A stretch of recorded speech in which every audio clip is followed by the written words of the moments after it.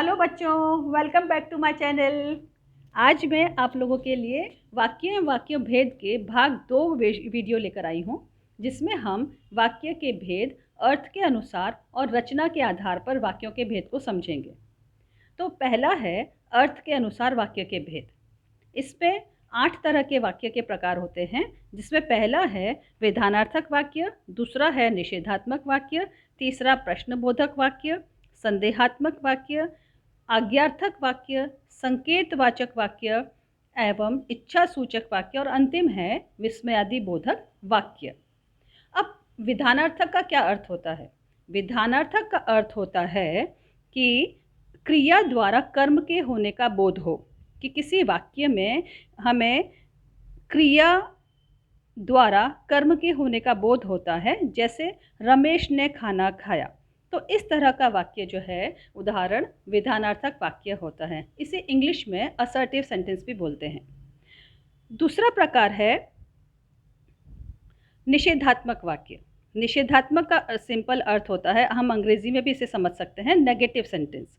ऐसे वाक्यों में कार्य के नकारात्मक रूप का प्रयोग होता है। जैसे उसका कोई अपना नहीं है, यानी हम इसमें कोई नकारात्मक शब्द देखेंगे, नहीं जैसा शब्द देखेंगे, मतलब विधानार्थ निषेधात्मक वाक्य हो गया। तीसरा प्रकार है प्रश्नबोधक वाक्य। ऐसे वाक्य जिनसे कुछ बात पूछी गई हो या उत्तर की अपेक्षा हो, जैसे तुम क्या कर रहे हो या क्या तुम्हें जाना नहीं है। ये तरह के जो वाक्य होते हैं या वाक्य के अंत में जहाँ प्रश्नवाचक चिन्ह मिलेगा, वो हमारे वाक्य प्रश्नबोधक वाक्य हो जाते हैं। अगला प्रकार है संदेहात्मक वाक्य। जैसा कि नाम से स्पष्ट हो जाता है, संदेह से मतलब हमें किसी पर डाउट करना या किसी पर शक करना, संदेह करना। तो ऐसे वाक्यों से संदेह या शंका का भाव प्रकट होता है।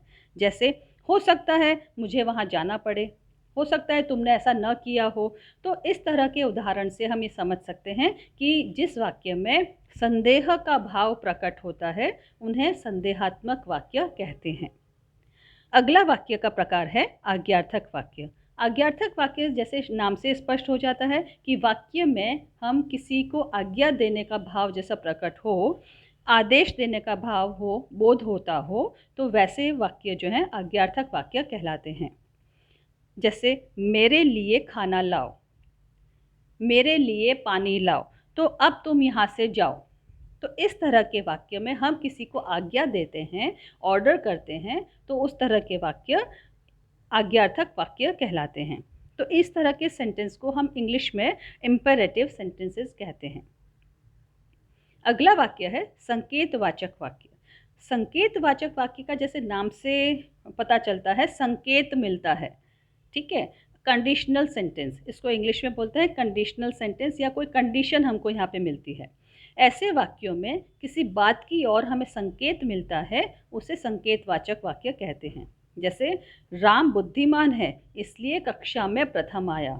तो हमें यहाँ पर कक्षा में प्रथम आया क्यों? क्योंकि राम बुद्धिमान है। इस तरह का हमें संकेत मिलता है। इच्छा सूचक वाक्य। अगला वाक्य है इच्छा सूचक वाक्य। इसका भी हम नाम से अंदाजा लगा सकते हैं कि वाक्य में कुछ इच्छा का बोध होता, इच्छा सूचक भाव का बोध होता है।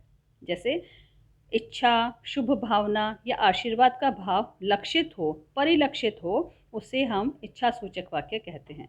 जैसे ईश्वर तुम्हें सुख समृद्धि दे, आओ खाना खा लें, आओ हम खेलते हैं। तो हम यहाँ पर अपनी इच्छा व्यक्त कर रहे हैं, इच्छा का भाव प्रकट कर रहे हैं, इसलिए उन्हें इच्छा सूचक वाक्य कहते हैं। आखिरी प्रकार है अर्थ के अनुसार वाक्य के भेद का अंतिम प्रकार है विस्मयादि बोधक वाक्य। इस प्रकार में जैसे शब्द से ही पता चलता है, शब्द विस्मय से पता चलता है कि हम किसी वाक्य को पढ़कर विस्मय हो जाते हैं, विस्मित हो जाते हैं, आश्चर्य में पड़ जाते हैं, या शोक का भाव या आश्चर्य का भाव या हर्ष या खुशी का भाव प्रकट हो किसी वाक्य में, तो उसे विस्मयादि बोधक वाक्य कहते हैं। इंग्लिश में इसको हम समझेंगे एक्सक्लेमेटरी सेंटेंस से। जैसे अरे तुम कब आए, वाह खूब मज़ा आ गया, ओ यह तो बहुत बुरा हुआ। तो इस तरह के जो हम भाव पढ़ते हैं वाक्यों में, वह विस्मयादि बोधक वाक्य कहलाते हैं। रचना के आधार पर वाक्यों का भेद हम इस प्रकार से समझ सकते हैं कि वाक्य 3 प्रकार के होते हैं: सरल वाक्य, मिश्र वाक्य और संयुक्त वाक्य। सरल वाक्य मीन्स सिंपल सेंटेंस, मिश्र या जटिल वाक्य जिसे हम कॉम्प्लेक्स सेंटेंस भी बोल सकते हैं, और संयुक्त वाक्य जिसे हम कंपाउंड सेंटेंस बोलेंगे। तो रचना के आधार पर मतलब हम वाक्य को किस प्रकार बनाते हैं। पहला है सरल या साधारण वाक्य या सिंपल सेंटेंस। जिस वाक्य में एक उद्देश्य और एक ही विधेय हो उसे सरल वाक्य कहा जाता है। उद्देश्य और विधेय से जुड़ा हुआ वीडियो मैंने पहले अपलोड किया हुआ है। जिसने भी अगर ये वीडियो देखना है उसका हम डिस्क्रिप्शन बॉक्स में लिंक रखा है, आप जाइए, आप वहाँ पर देख सकते हैं और सरल उद्देश्य और विधेय को आसानी से समझ सकते हैं। दूसरा प्रकार है जटिल या मिश्र वाक्य। जिस वाक्य में एक प्रधान उपवाक्य के साथ एक से अधिक आश्रित उपवाक्य हों, तत्पश्चात इसका मतलब ये है कि जो पहला हमारा वाक्य होगा उस पर दूसरा जो वाक्य है वो डिपेंड करेगा, उस पर निर्भर रहेगा, उसे जटिल या मिश्र वाक्य कहा जाएगा।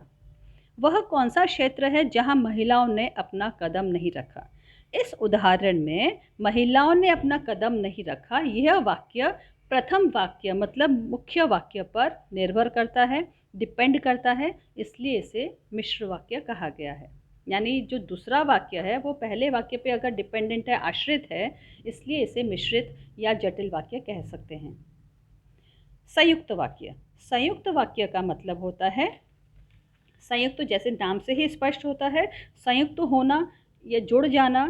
तो जहाँ पर कोई दो वाक्य, दो या दो से अधिक सरल वाक्य वाक्य योजकों के द्वारा, वाक्य योजक मतलब जिन शब्दों से हम दो वाक्यों को जोड़ सकते हैं, उसे संयुक्त वाक्य कहते हैं। ठीक है। संयोजक द्वारा, संयोजक शब्द जैसे मुझे भूख लगी है किंतु मैं खाना नहीं खा सकता। अब भूख लगी है किंतु मैं खाना नहीं खा सकता, तो यहाँ पर जो दो स्वतंत्र वाक्य हैं वो स्वतंत्र वाक्य किंतु शब्द से जुड़े हुए हैं, इसलिए यहाँ पर यह संयुक्त वाक्य का उदाहरण हो गया। संयोजक शब्दों से जुड़ने वाले शब्द सेंटेंसेस जो होंगे, वाक्य जो होंगे, वो संयुक्त वाक्य का उदाहरण में आते हैं। ये सबसे सिंपल आइडेंटिफिकेशन है। आप पहले आराम करेंगे या आपके लिए खाना ले आऊं। इस वाक्य में आप पहले आराम करेंगे, ये अपने आप में एक स्वतंत्र वाक्य है। आपके लिए खाना ले आऊं, यह भी अपने आप में एक स्वतंत्र वाक्य है।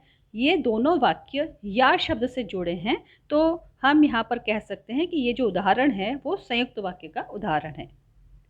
तो आज हमने वाक्य के भेद अर्थ के अनुसार और रचना के आधार पर हमने वाक्यों का भेद समझा है।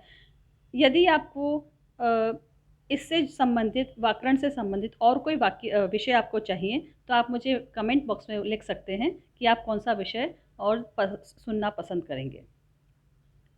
और उम्मीद करती हूँ ये एक्सप्लेनेशन आपको ज़रूर अच्छा लगा होगा। Thank you.